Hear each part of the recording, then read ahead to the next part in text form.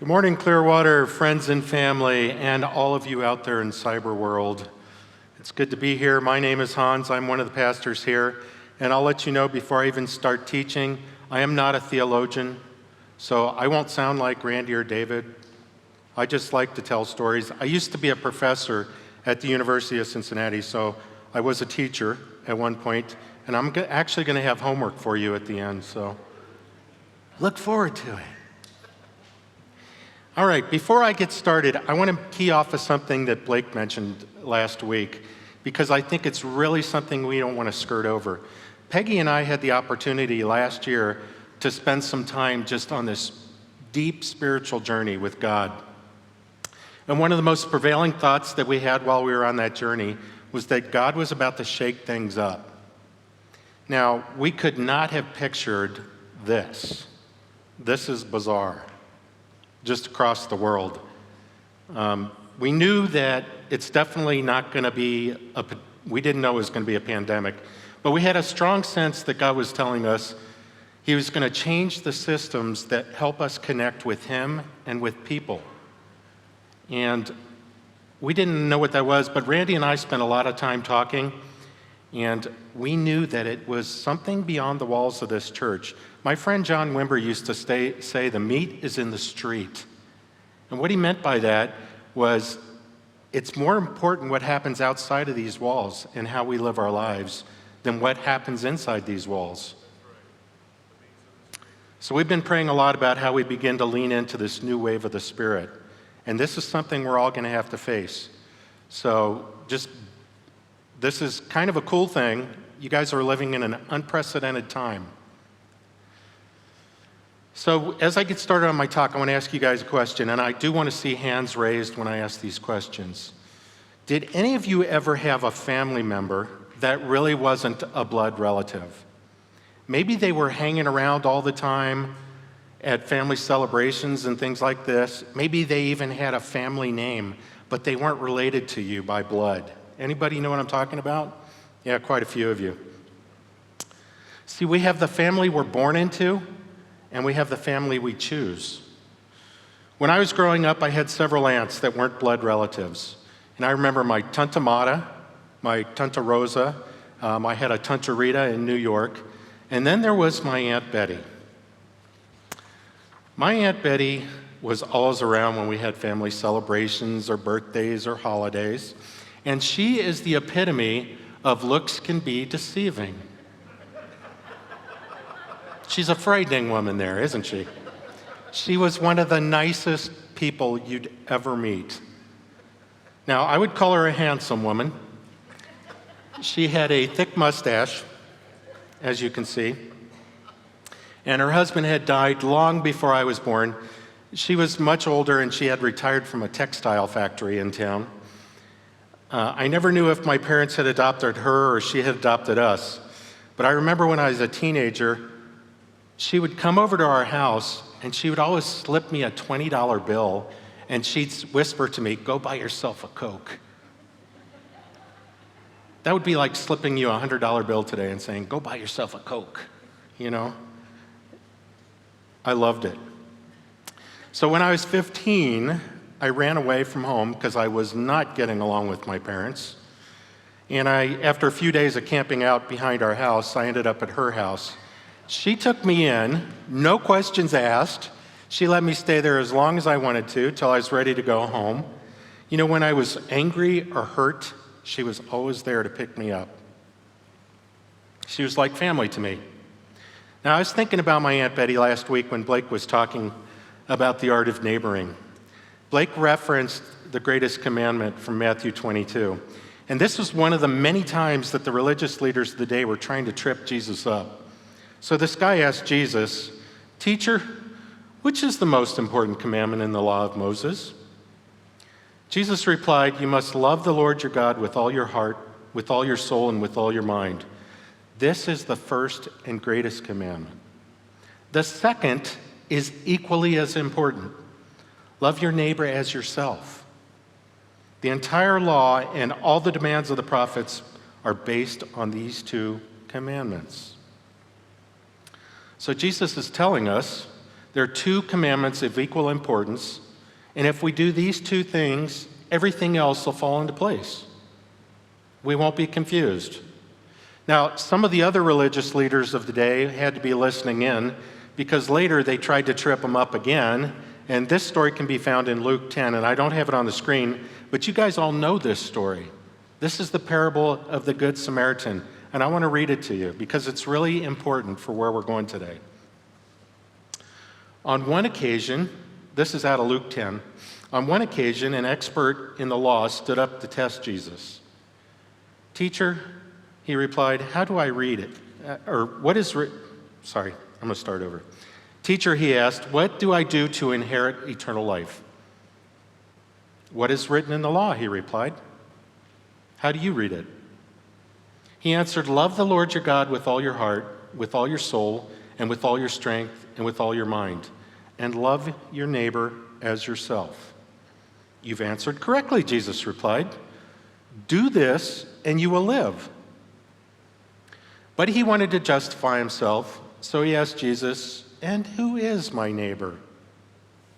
Now, Jesus typically doesn't answer questions directly. He usually tells a story.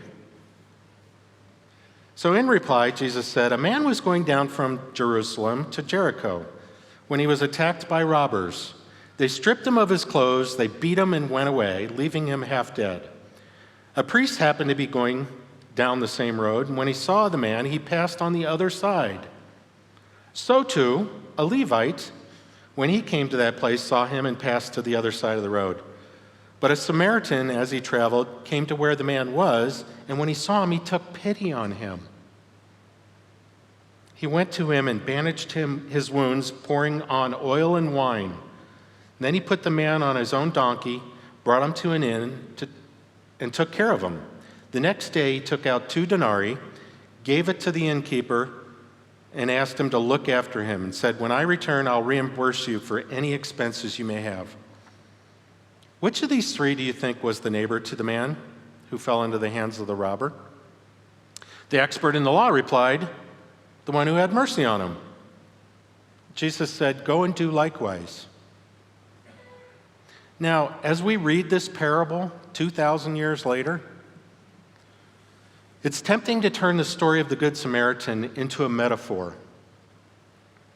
If we're not careful, we can become numb to what Jesus was actually saying.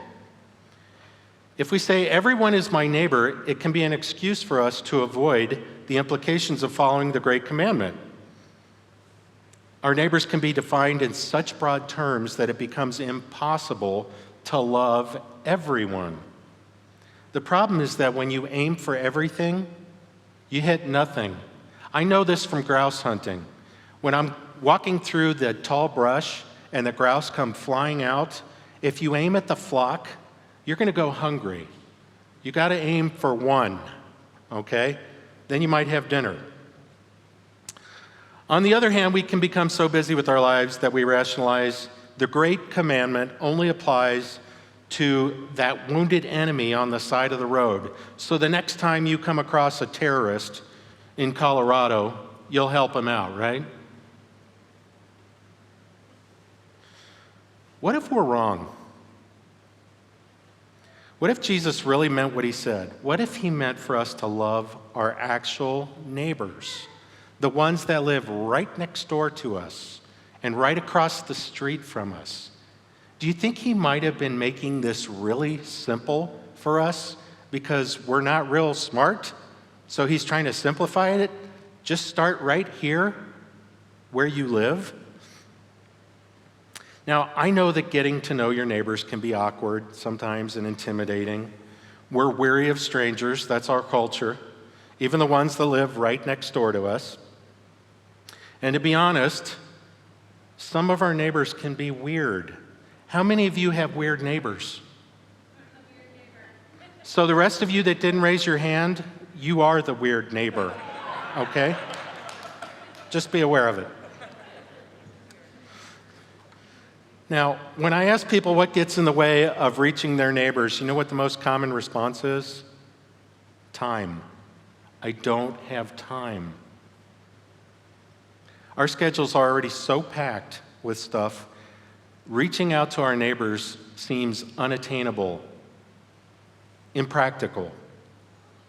So a few years ago, Peggy and I wanted to build a porch on the back of our house. Our back porch faces south, and it can hit like 120, probably this past week it hit 125 degrees. It was really hot back there. So we went out and we got bids to build this porch on our house so we could get some shade. And while we were getting the bids, we felt like God was talking to us about the importance of neighboring. And as we prayed about it, we felt like God was saying, build your porch on the front of the house so you can connect with your neighbors.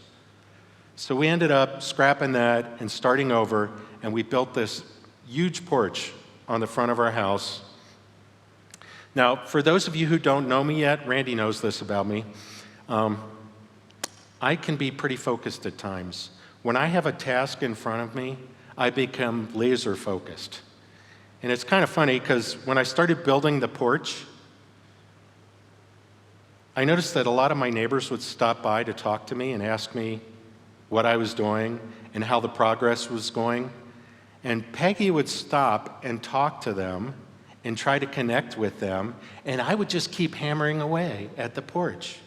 Now, I'm not the sharpest tool in the box, but it took several encounters like this for me to understand that I could actually practice the art of neighboring before I finished the porch. Wow, here's an idea. So with Peggy's help, I learned to put my tools down whenever the neighbors would stop by and start talking to and engage them, and we got to know our neighbors pretty well. We met so many of our neighbors in this process. 2 weeks ago, we moved from that house. We'd lived there 20 years, and I can't tell you how many neighbors stopped by to tell us how bummed they were that we were moving because we had a relationship with them. It was awesome. See, in our new neighborhood, we've been there 2 weeks now. We already know the neighbors across the street, the neighbors next to them, and the neighbors next door here. We've already spent time putting down, unpacking our trailers to connect with them. There's nobody in this house yet, and there's nobody in this house or this house, so we don't know them yet. So we've done our start, at least, with our new neighbors. You see, neighboring starts in your heart. It starts by developing margin and compassion. Unfortunately, most of us, like me, are moving way too fast to spend time to reach out to your neighbors. I'm sure you've noticed that good neighbors can contribute to the quality of your life if you have good neighbors, as much as difficult neighbors can just suck the life out of you. You guys have all seen this on TV.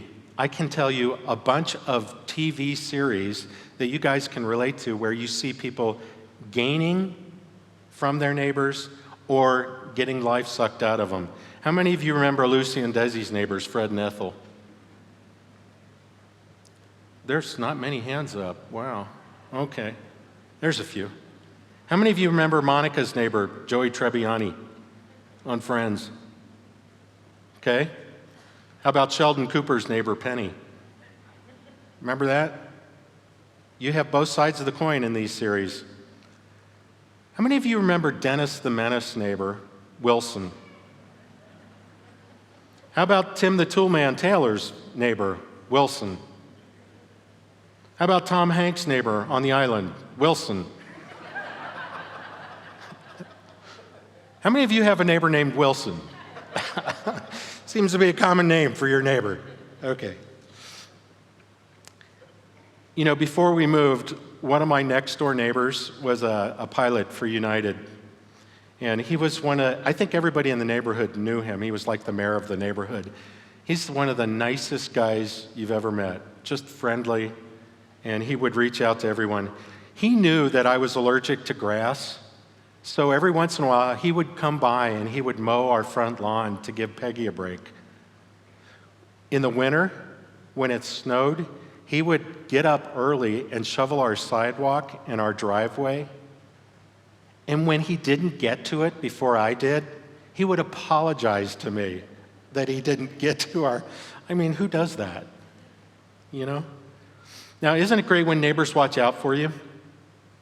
One day I was at work and I got a call from him, and he asked me to come meet him. He was in his house and he heard a loud crash. And when he came out, he saw a car full of teenagers pulling away and a smash on our car. So he followed this car to Fort Collins High School, and he sat there till the police came while he was calling me so that we would get the person that ran into our car. Who does that? I mean, seriously, he was like family to us. We went to his daughter's weddings. He went to our daughter's weddings. It was great. We want neighbors like that. Now, I know some of you don't like the whole idea of becoming friends with your neighbors because just like family members, neighbors can be difficult at times. And this good friend of mine, this neighbor, was difficult at times. I remember when he built this extra pad next to his driveway so he could pull in some of his other toys.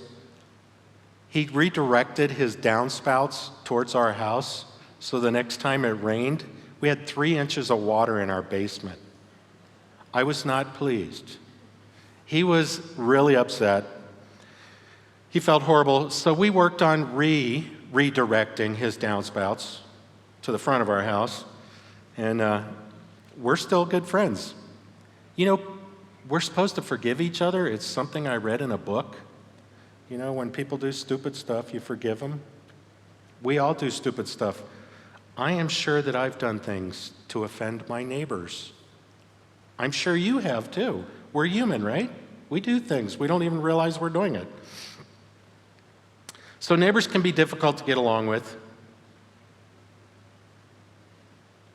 You know, we used to have to rely on our neighbors. It was just part of our culture.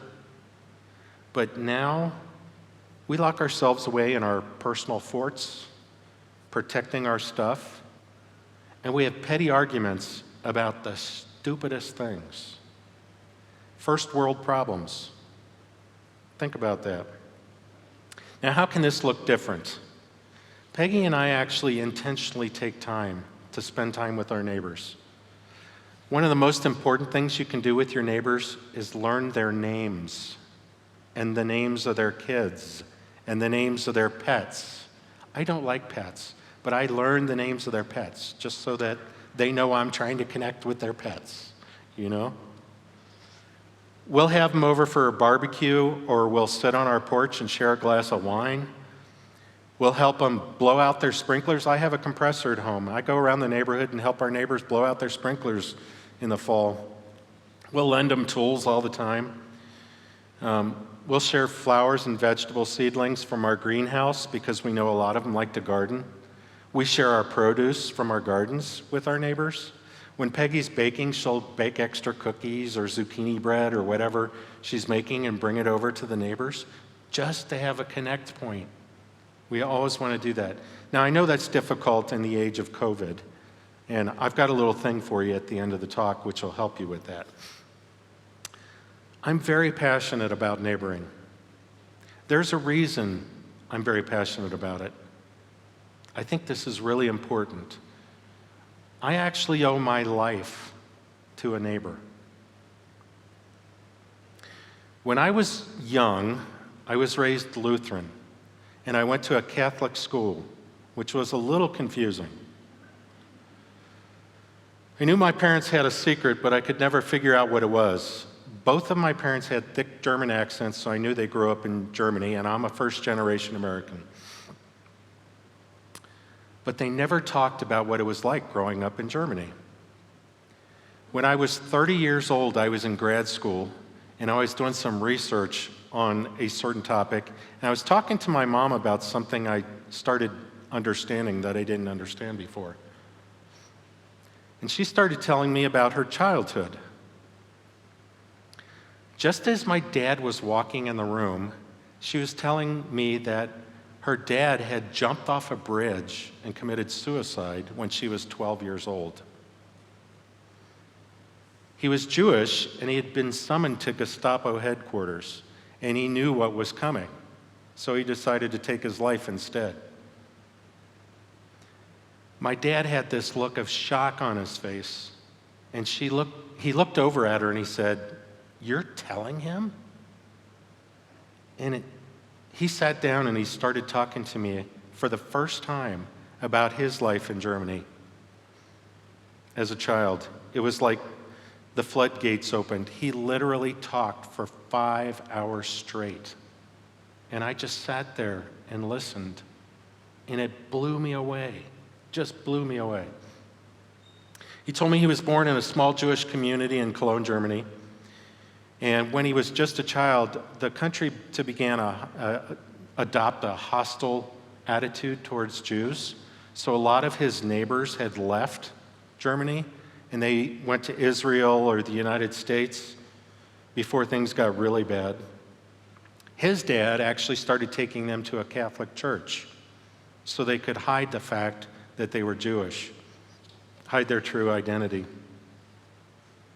When my dad was a teenager, he had dreams of becoming a police officer. He got into the police academy just before the war broke out.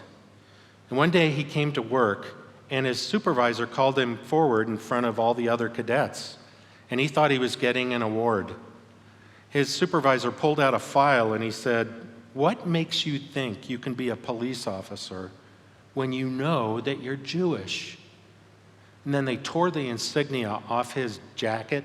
They threw him on the ground and they spit on him and they kicked him and then they put him in cuffs. And they hauled him off into a wagon and took him to a labor camp where he spent the next 2 years in forced labor building the Autobahn. He had to wear the Star of David wherever he went, whether he was in the camp or not in the camp, on his clothing. We still have one of those patches from when he was young. I can't imagine why he would bring that to the United States, but he still had it. It was in a safety deposit box in the bank, so nobody would see it. My dad's older brother, Otto, ended up in Auschwitz and was gassed. My dad's younger brother was eventually caught as well and ended up in the same labor camp as my dad, and they were sentenced to a life of hard labor. Now, on June 6th, 1944, many of you know that date, my dad was out working on the highway, and he heard this rumble off to the west, and he thought for sure it was going to rain. But after hours of this, and the skies were clear, he couldn't understand what was going on, but he figured something big was going on out west. Not long after that, my dad and his brother were returning after a long day of work, and one of the guards told them as they were walking back into the camp, "The trains are coming tonight." And they knew what that meant. They had become friends with this guard somehow, and he was basically telling them, "I'm going to turn a blind eye, but this is your last chance to get out of here." So that night, my dad and his brother escaped, basically because the guard looked the other way. They headed back to Cologne, Germany, to their old house, only to find that the whole house was leveled. All that was left was a hole in the ground. So they hid in this basement of what used to be their house. One night soon after that, the Allied bombers came through, and they were bombing Cologne again. And a concussion bomb went off in the basement of the house right next to where they were staying. When he came to, he said he couldn't hear for 2 weeks because a concussion bomb is like a big sound boom. So my dad was telling me that being in Cologne, Germany at this time, with all the rubble, the whole city smelled like death. Wherever you went, it just had a reeking odor of death. And we just don't have a grid for this in our country. We have no idea. So my dad and his brother decided they needed to leave the city, and they decided to head west towards Belgium, towards the Allied forces. And they spent a few months right on the border of Germany towards Belgium in this farmhouse, actually in a barn, by this farmer who didn't know they were hiding in the barn. And he was a pig farmer. So at the end of the day, he would come out and feed the pigs whatever was left, the scraps from that evening's meal. And when the farmer would go back in the house, my dad and his brother would jump into the pig pen and wrestle and grab whatever they could away from the pigs to survive. By mid-December 1944, the Allied forces began to push towards Germany, and they got into this month-long battle right there on the border of Belgium that ended up becoming known as the Battle of the Bulge. My dad was right in the middle of that battle during that time. And they were really excited when they saw the Allied forces starting to push towards them, and their hopes were dashed when they saw the Germans push them back again. So that's when they decided they were going to make a run for it. So one evening at dusk, they started across this farmer's field, and the Germans saw them and started shooting at them. So this is in mid-December. They decided to just hit the ground and hide in this irrigation ditch. He said there was about 5 inches of water. He was actually shivering when he was telling me this, physically shivering, telling me how cold and wet it was, but they dared not move because they knew if they stuck their head up, they would have been picked off. So they laid there till it got dark, but then they heard the squeak of the tanks coming towards them. The Germans had decided to do this crisscross pattern across the irrigation ditches because they knew people were hiding in the ditches to run them over with the tanks at night. And the only way my dad and his brother survived was they positioned themselves right between the tank treads as they were coming towards them, and the tanks rolled right over them. And they just laid as still as they could till it started to get just a little light, and they crawled the rest of the way through that field and got across to the Belgian border.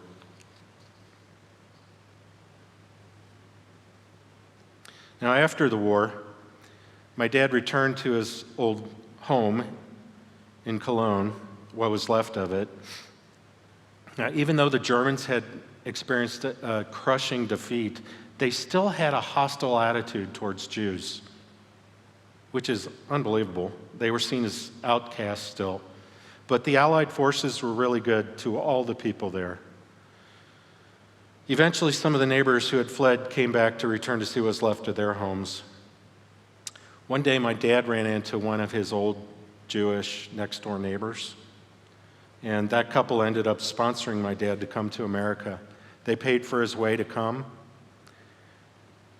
They met him in New York at Ellis Island. They took him to Cincinnati. They took him in until he was able to stand on his own. They took him to German social gatherings there, where he eventually met my mother. That couple was my Aunt Betty and her husband, Arthur. That's when I found out who Aunt Betty was. Now, I can tell you a lot more stories about what my dad had to endure because he was born Jewish. But suffice it to say, our inability to get along with our neighbors in this country is petty. It's silly. It really is. There's no reason you shouldn't be able to get along with your neighbor. So why did my Aunt Betty do this?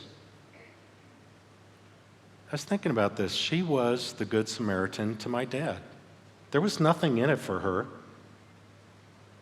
Her compassion and kindness sent a ripple into the future. It didn't just affect my dad's life, it affected my life, it affected my kid's life, it affected my grandkid's life.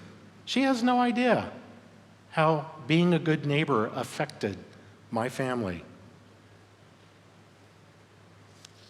My Aunt Betty demonstrated God's love to someone in the culture that was seen as an outcast. Now, this story is a great example of how powerful neighboring could be.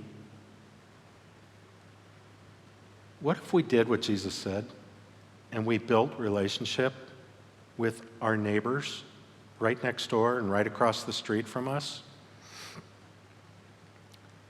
Now, I know sometimes it's hard to know where to start. I want to encourage you to start by seeking God. Pray. Pray that God gives you the eyes to see your neighbors as he sees them. Look around your neighborhood. See what the needs are. What if the solution is more attainable than we think?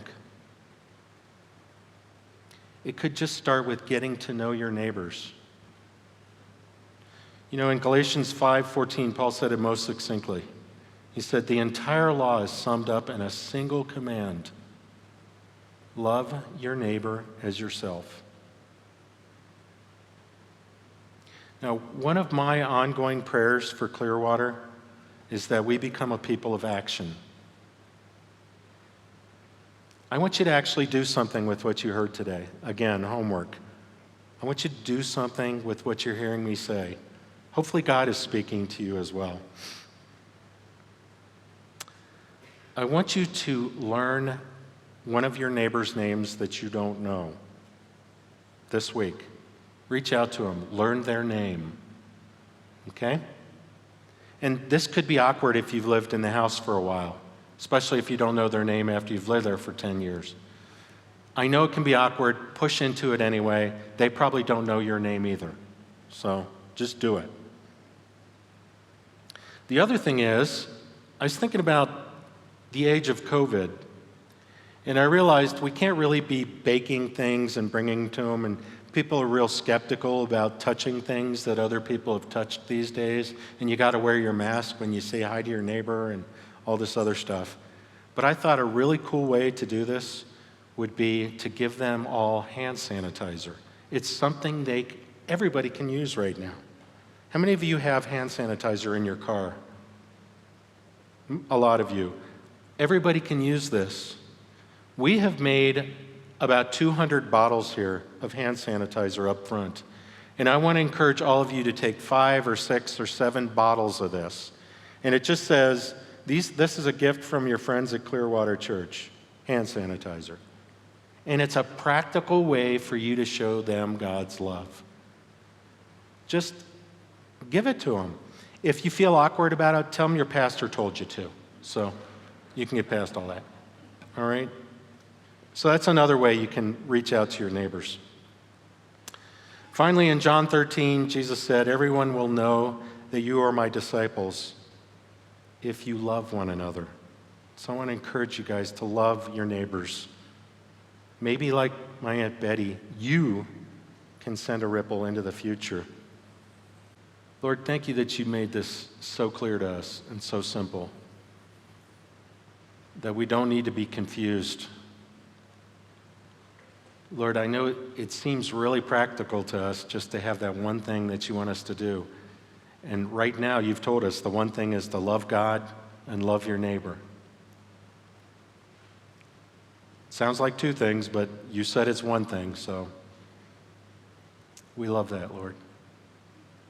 Lord, I just want to ask that you rest your spirit on our people, even now.